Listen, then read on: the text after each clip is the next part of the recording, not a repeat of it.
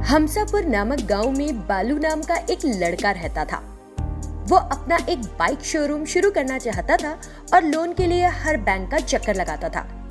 एक दिन उसी गांव में श्रीनिवास नाम का एक रईस आदमी अपनी बेटी की शादी बड़े धूमधाम से कर रहा था। सारे गांव वाले उस शादी की ही बात कर रहे थे। हमारे श्रीनिवास जी सोने के सिक्कों से भरी एक लॉरी दे रहे हैं दहेज के रूप में। अपनी बेटी की शादी देखो। अरे कोई सपना बता रहे हो क्या? कोई भी देगा 10 तोला या 20 तोला सोना। तुम कह रहे हो वो सोने से भरी लॉरी दे रहा है। ये कैसे संभव है? वो वास्तव में सोने से भरी लॉरी दे रहे हैं।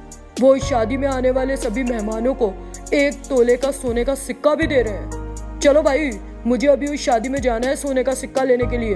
देर से गया तो कहीं सोने के सिक्के खत्म ना हो जाएं। इतना कहकर वो वहां से चला गया। पेड़ के पीछे खड़े बालू ने उनकी चर्चा सुनी और सोचा, क्या दहेज के रूप में सोने से भरी लॉरी? वो इस शादी में आने वालों को भी सोने के सिक्के बांट रहे हैं। मुझे वहां जाकर पूरी बात जाननी है। ऐसा सोचकर वो इस शादी में गया और उसे भी एक सोने का सिक्का मिला। वो तुरंत एक गहनों की दुकान पर गया और वो सोने का सिक्का जौहरी को दिखाया। भाई, इस सोने के सिक्के को देखो जरा और बताओ ये असली है या नहीं। जौहरी ने जांचा और कहा, खालिस सोना है। कहाँ से मिल गया तुम्हें? मुझे लगता है आपको कुछ पता नहीं। श्रीनिवास जी ने अपनी बेटी की शादी में सोने के सिक्के बांटे। मैं भी गया था। मैं इस गांव में सबकी शादी के लिए सोने के गहने बनवाता हूँ। श्रीनिवास जी मेरे पास तो आए नहीं। मैं तुमसे बाद में बात करूंगा। अभी उस शादी में जाकर जरा सोने का सिक्का ले लूं। इतना कहकर वो जौहरी भी वहां से चला गया। जौहरी ने जो कहा उसे सुनकर लगता है इसके पीछे जरूर कोई राज है। मेरे घर के सामने एक भूमिगत सुरंग है जो श्रीनिवास जी के घर की ओर जाती है। मैं उस सुरंग से अंदर जाकर इसका भंडा फोड़ करके रहूंगा। इस तरह बालू सुरंग से होते हुए श्रीनिवास के घर की सुरंग में अंदर उतर गया। उसने चारों ओर देखा। एक बड़े सोने के पेड़ को सामने देखकर वो चौंक गया। इतना बड़ा सोने का पेड़? मेरी तो आंखों को यकीन ही नहीं हो रहा।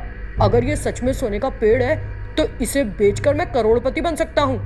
लेकिन उसी समय श्रीनिवास उस सुरंग में आया। ये देखकर बालू एक बड़ी चट्टान के पीछे दुबक गया। श्रीनिवास ने उस पेड़ को प्रणाम किया। हे स्वर्ण वृक्ष, मेरे घर के दिव्य वृक्ष जो हर कामना की पूर्ति करते हो, मैंने अपनी बेटी की शादी शानदार ढंग से की। तुम्हारे द्वारा दिए गए सोने के सिक्कों से आने वाले मेहमानों का स्वागत किया। अभी कुछ और लोग बचे हैं। कुछ और सिक्के दे दो तो मैं उन्हें भी दूं।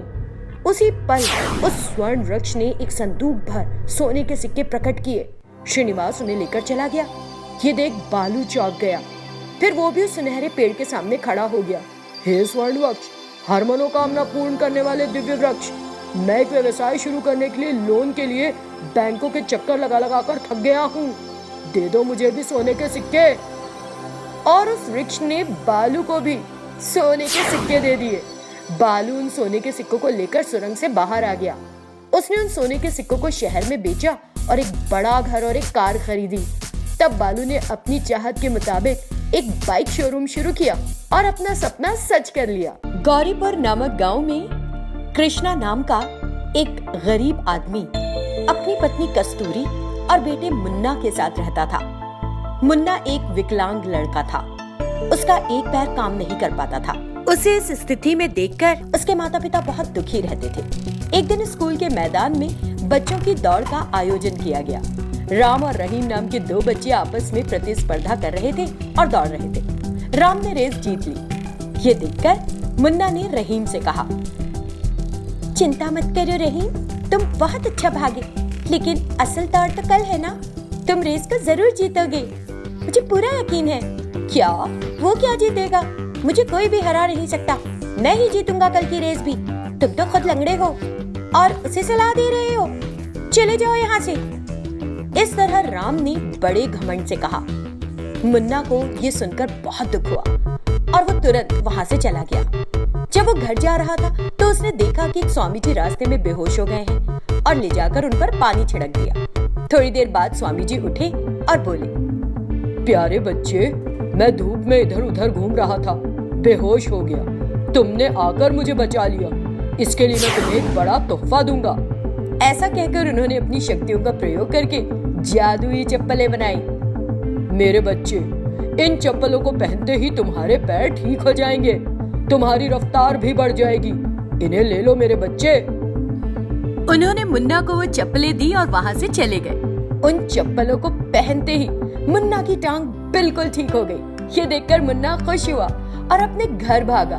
फिर उसने अपने माता पिता को बताया कि क्या हुआ था। ये सुनकर उन्हें भी बहुत खुशी हुई कि उनका बेटा विकलांग नहीं रहा। अगले दिन दौड़ शुरू होने वाली थी। मुन्ना अपने अध्यापक के पास गया और बोला, मास्टर जी प्लीज दौड़ में मेरा नाम भी लिख दे, मैं भी भागूंगा। क्या तुम दौड़ में भाग लेना चाहते हो? अच्छा ठीक है, मैं तुम्हारा नाम भी लिख लेता हूँ। मास्टर जी सीटी बजाते हैं और दौड़ शुरू होती है। उस दौड़ में सभी दौड़ने लगते हैं। मुन्ना जादुई चप्पलों की मदद से दूसरे बच्चों की तुलना में तेज दौड़ता है और विजेता बन जाता है, जिसे देखकर सभी बच्चे खुशी से ताली बजाते हैं। फिर मास्टर जी मुन्ना को ट्रॉफी देते हैं।